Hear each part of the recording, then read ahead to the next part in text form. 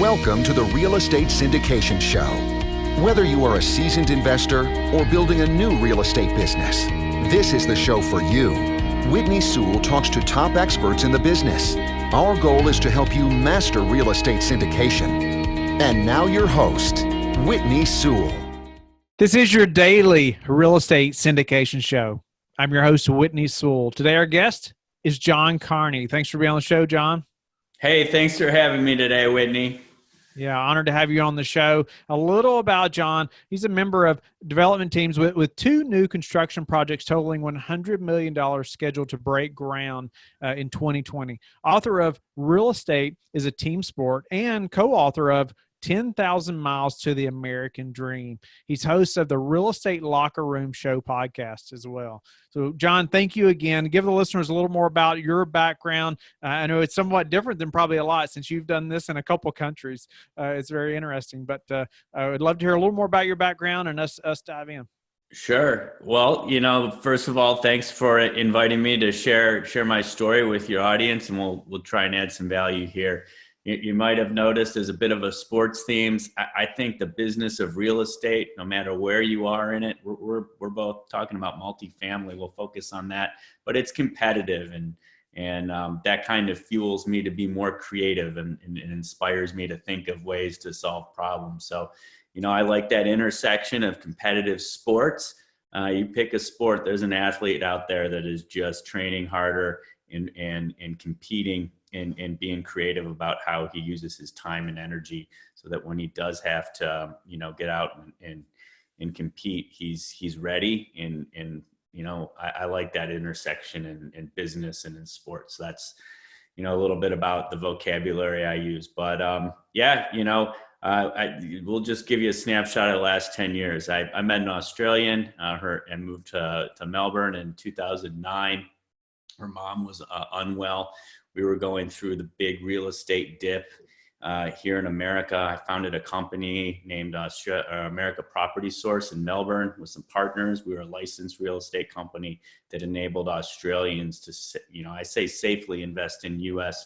real estate. And I had a team in Phoenix, and that team in Phoenix, helped me build my business, and they looked after my clients.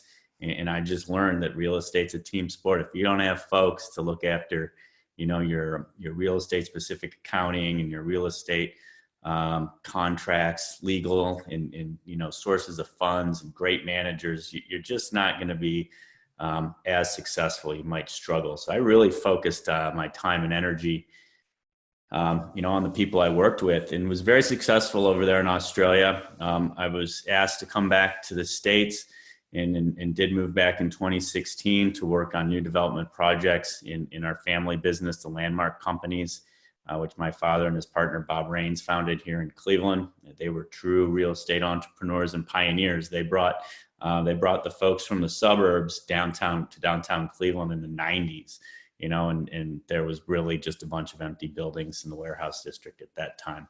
So they were part of the repopulation, and now it's ultra competitive and dense downtown Cleveland these days. So, it gives us an opportunity to apply that, the whole team aspect of real estate to our internal team as well as our external team. So that's sort of what we're working on that. I'm a partner with the Landmark Companies, where we have 214 new apartments scheduled to come out of the ground, hopefully at the end of this year. We're still working on some of the development intricacies with the city of Cleveland. That's going to join a community that we already own and operate on the lakefront at East 55th Street called the Shoreline Apartments. And this is going to be the addition to the Shoreline. And then we're working in a separate partnership with a developer here in Cleveland, Brickhouse Partners, on real high-end, out-of-the-ground condominium and townhouse deal for sale. So busy folks up here. Yeah, no doubt about it. And what happened to your Australian accent? Yeah, I know. If I start talking in Australian real estate terms, property terms, call me out on that, and I'll bring my vocab back to the American. Okay. Well, John, yeah, that's awesome. And not many people can say they've started a real estate business in another country and, in the U.S. and been successful. So, let's dive in on that team a little bit. I know you stressed a lot on having the A team. I think you had called it at one point, and so I'd love to hear more about that and finding that team. Maybe list some of those team members and that are most important, or their roles. How we need to think about them, and let's just dive into how you found them and how they have been such an important part of the team. Well, I think here, you know what, Whitney, we'll kind of talk about what I think would be the next book, which would be, running your multifamily team. Let's just kind of the basic people you need to have a real estate business, whether you're investing in single family homes or fixing and flipping, whatever you're doing, mobile home parks, you have to have a real estate focused accountant that understands your state, in your part of the market, right? Whether it's residential, commercial. I mean, that just, accountants, accountability. I've had guests on my show wish me the most expensive accountant, and they're not necessarily off base there, right? You got to have that duck lined up perfect, and you have to protect yourself. And in America, that's the legal side and the insurance side. Those folks generally run in the same circle.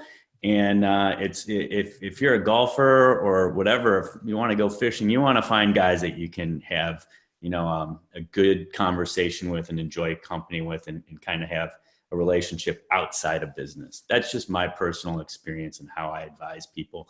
You could do the New York to LA test, sitting on an airplane. Would you be able to handle hanging out with this person for 5 hours? And then you really start working on, look, are they competent? Do they have referrals? Is it they're a startup company, or are they kind of coming down, experience side? So that's sort of the one team that you do need sources of funds. But when we're talking about what's exciting right now, and that's competing with everyone else out there, looking for the residents that you want in your buildings, then you're kind of talking about, more of your internal team of employees and kind of, subcontractors or third party people.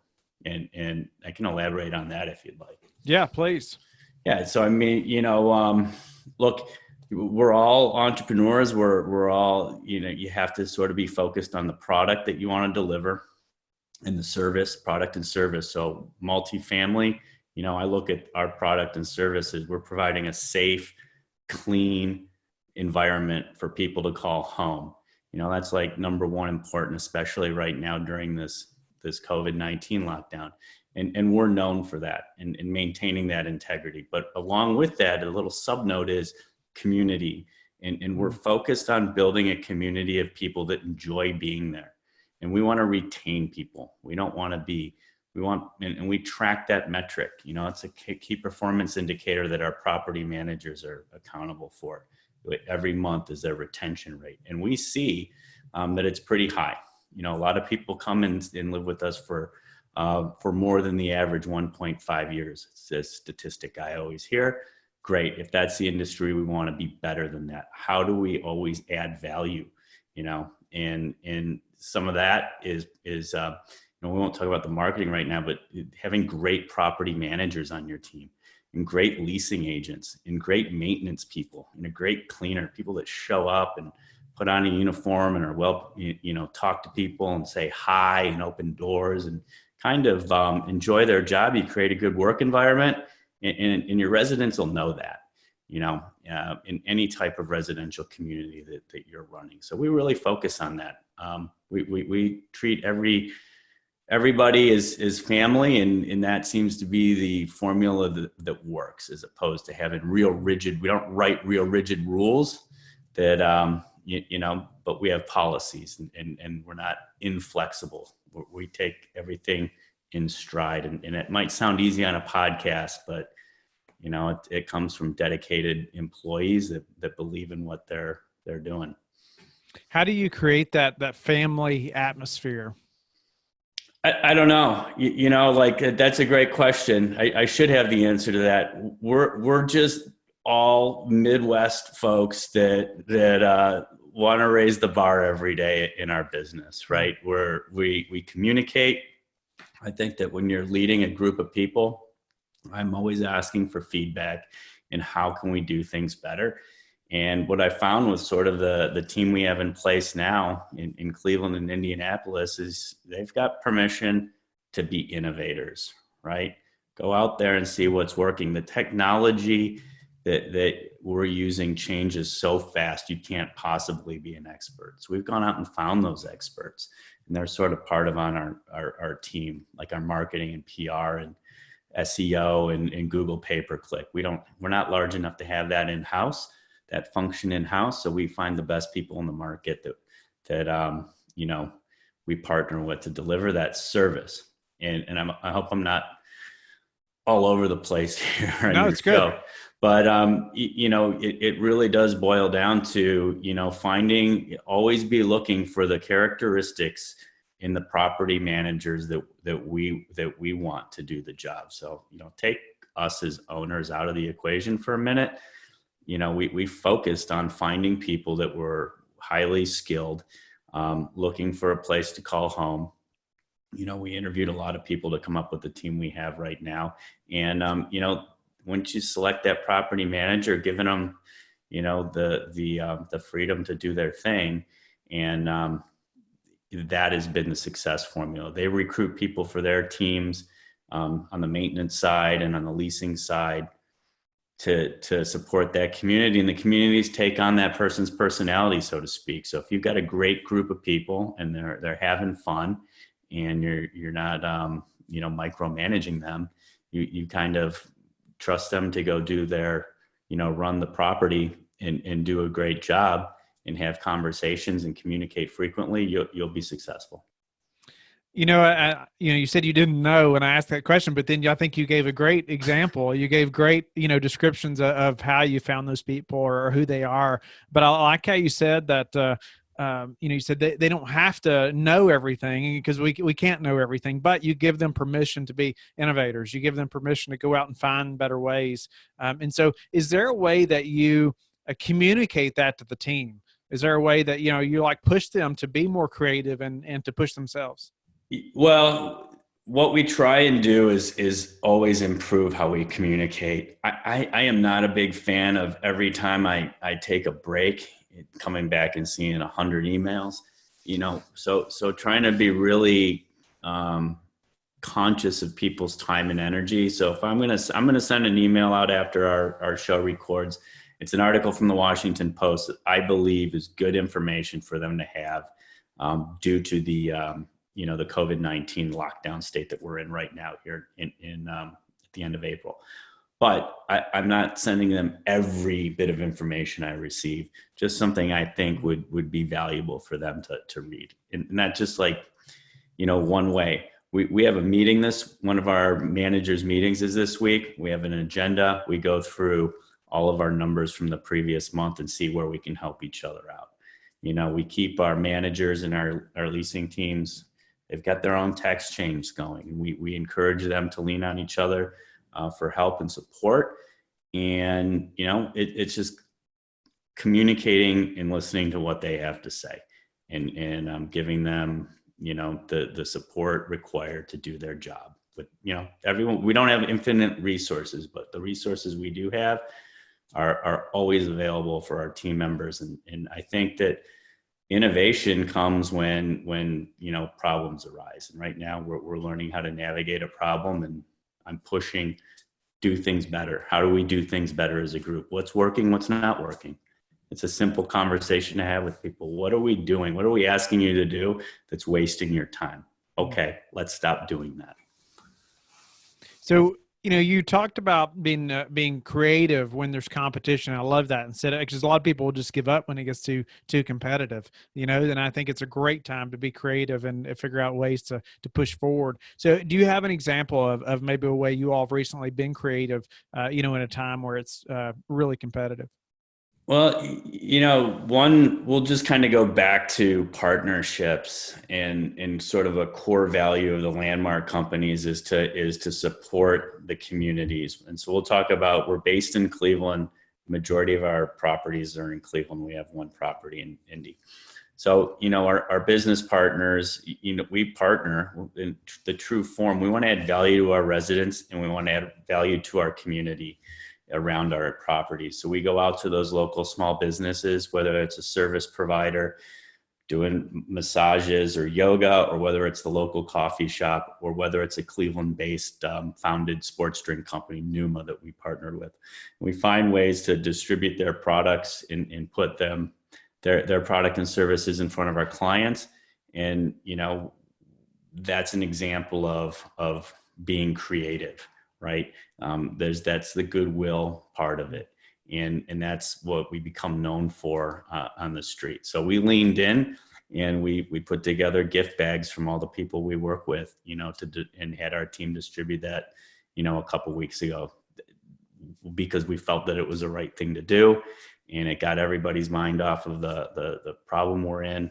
We're learning how to practice social distancing. And instead of just cleaning, our maintenance crew got together and assembled these bags and distributed them. And then the immediate feedback from our community was, hey, thanks, we weren't expecting that. And we're just trying to let people know that we care. And I don't know if that's innovative or creative, but that's just, how we choose to engage. One thing we're doing right now, we understand people are at home going crazy. Everybody is. We're all in the same position. We're all in it together. And we're communicating that by, trying to find running, contests on social media every week and having a small prize for people, getting that community engagement. Pretty soon we're going to be starting to, talk about resident events. We're thinking about, there's food trucks that are still providing services with safe social distance practices here in Cleveland. So, it's about what's out there, and then how do we take those people and help their small business be successful during a hard time, and provide value to our residents. Conversation is just, what value can we offer that's more than just a safe apartment? Yeah. What's the example of the social media competition like you all have done? That's interesting. Oh man. So we had best apartment view started off the month. We just concluded our best shelter in place buddy. And then I think, it was a lady who probably was talking to her grandson on Skype or Zoom, won that competition at one of the properties. I haven't seen them all yet for last week. I think we're going to be doing a, take a picture of your work from home, setup. And then I think we're going to have like a baking contest at the, so we're running 4. And then we have groups of people that become really good friends in our communities. And we just want to make sure people are able to reach out to their neighbors. So it's just something we're doing now. No, that's unique. I haven't heard anybody talk about that. So that's really neat to hear. There's the social media competitions. And even if we can only connect virtually like this or through social media, at least you're encouraging that. And so what about, how were you all, say, prepared for this downturn, say, before it happened? How are we prepared? Mm-hmm. I think that when this happened at the end of March and schools were canceled, it felt like we were running an hour by hour, Right. So our first focus was on the safety of our team, right? And then the second focus was the safety of our residents. I mean, they weren't like first or second, they were together. And then it was, starting to plan for worst case scenarios.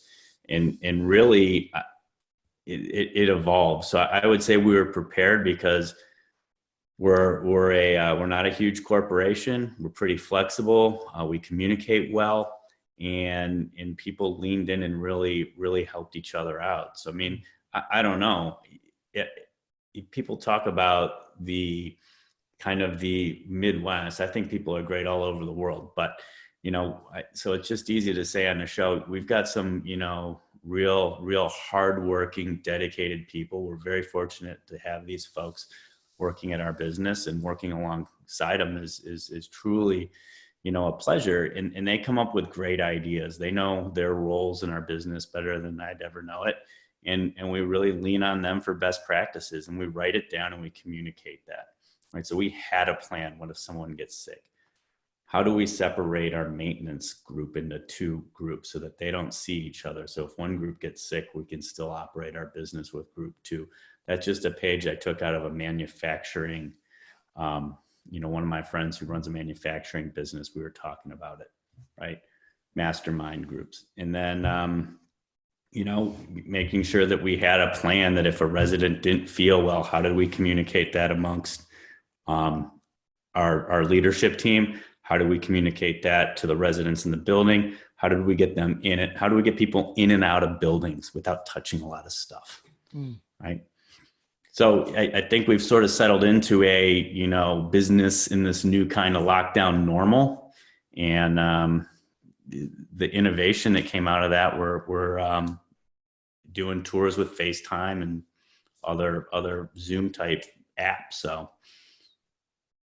No, that's great. That's great. And I think you all have been very creative and very quick to respond and create processes. It sounds like I love the two teams, the two maintenance teams, and how they operate separately. So you don't go without maintenance guys or whoever it may be, that other team. But what's another way, say, you all have recently improved your business that we could apply to ours? Well, so we had some people on our leasing team, right, that had to work at home due to looking after family members with compromised immune system. So we said, sure, absolutely. So it was kind of looking at, well, is this going to be something, can we, how do we, I think it's just like a strengthening a team. So like in one of our properties, the property manager lives in the property, and her basically one person sales force is working from home, and they came up with a way to still, we still have our CRM, we're still responding to leads, we're still setting tours, but they're virtual tours. People still have to move, and if it's an in-person tour, what does that look like so everybody's safe, so that the person on our side is giving a tour and feels safe and confident, and that the resident feels safe and confident, or the person who's coming that's interested in our building. And so we came up with that. That was created through trial and error and quickly put into a practice and communicated amongst the whole management team, right? And then the whole concept of, we were getting emails from all of our ILS, right? Internet listing services, yourapartments.com and your rent pass, saying, well, more people are giving you more bandwidth to upload videos. And I talked to all those people, all of our reps from all of our different ILS, provider partners over the last couple of weeks. Said, yeah, we're actually doing tours, but we're doing it with FaceTime. And people are like 49% more likely, the statistic is, to take that tour if it's with a real person and sign that lease than they are if you're just showing them a video of unit 506. We've even come up with a better way to do videos. So, we had a long meeting with the whole leasing team about that. How are we going to go more towards video content, make it personal, and satisfy this problem people have? They still have a problem. They want to move somewhere. They want to move somewhere safe, clean. It's in Cleveland. It's in Indianapolis. They have a job. They've got a family. They've got some reason why they have to move. And that's a stressor for them, especially right now. So how do we provide, how do you stand out, provide a great service and tick all those boxes? That's Australian. Check all those boxes, right? So that you have everybody's safe and you're doing the best job you can possibly to mitigate any germ spread.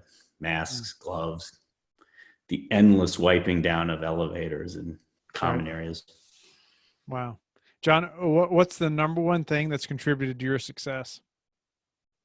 Probably making mistakes. I don't know. I like to say that I'm optimistic in I'm not afraid to throw something out there if I've gotten enough data to say this concept might work. There's value in it, and test it. You're not going to win all of those small tests, but you're going to find a new way of doing things better.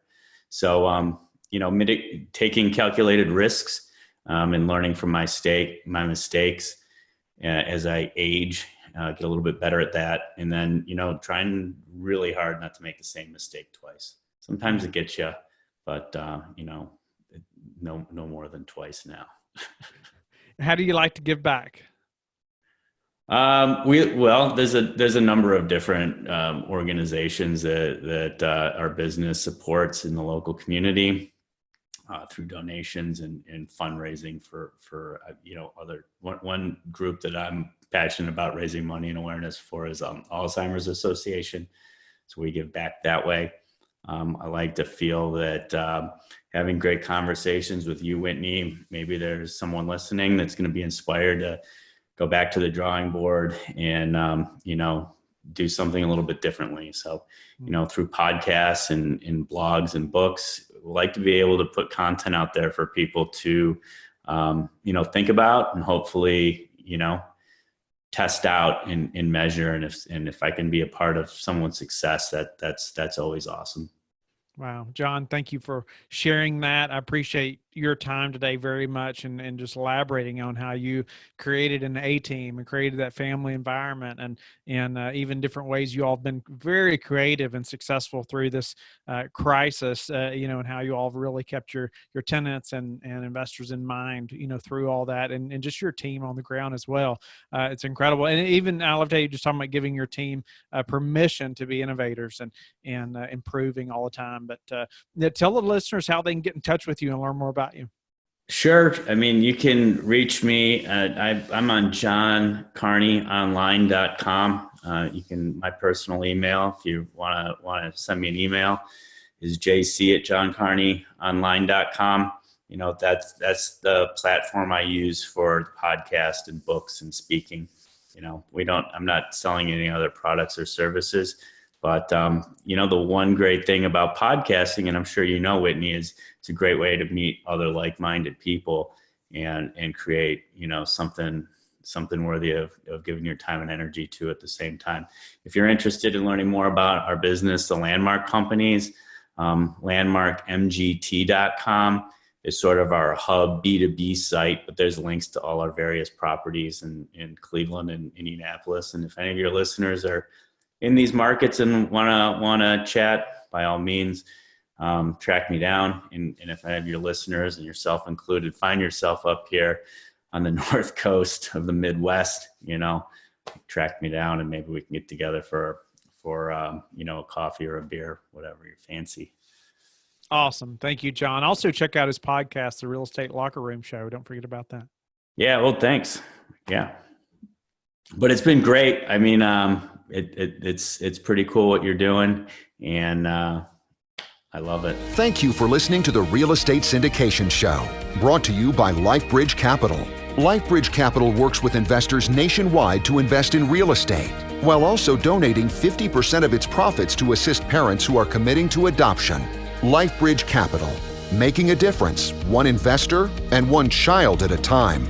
Connect online at www.lifebridgecapital.com for free material and videos to further your success.